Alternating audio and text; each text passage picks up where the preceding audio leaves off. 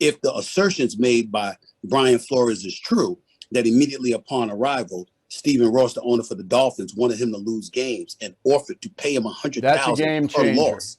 Pardon the pun, but he's got to be prove eliminated as an owner in the National Football League. He has but to be I'll gone. tell you what, Stephen, if Flores can't prove it, if he doesn't have evidence, then Ross is going to destroy Flores in court.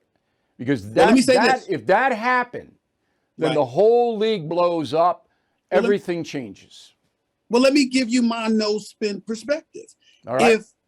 If Brian Flores can't prove it, you're absolutely right. He's in a world of trouble. But more importantly, if he's not telling the truth, he should be blown up. He should be excoriated, because there's no excuse to accuse somebody of such a heinous act as owner of a professional football team and allow that to be gotten away with. But ultimately, it comes down to something that I know you're well informed about, which is the Rooney Rule. It was implemented in 2003.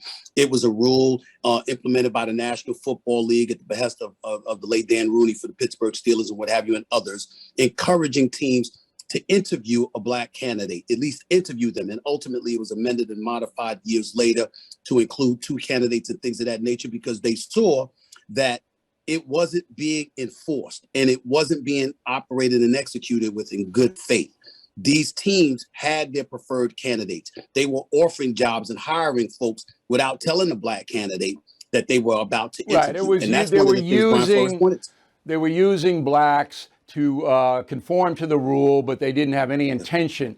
And that could be true. I mean, absolutely could be true. Now, you know these people better than I know them. Do you think, and you don't have to mention any names, do you think there are racist owners in the NFL now? People who would say, I'm not hiring an African-American coach because I don't like black people. Do they exist? The total fair answer to that is this.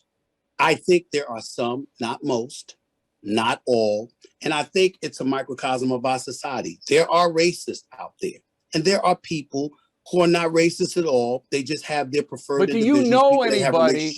Do you know anybody based upon your conversations? I do not. I've never experienced that when talking to the NFL owners I've spoken to.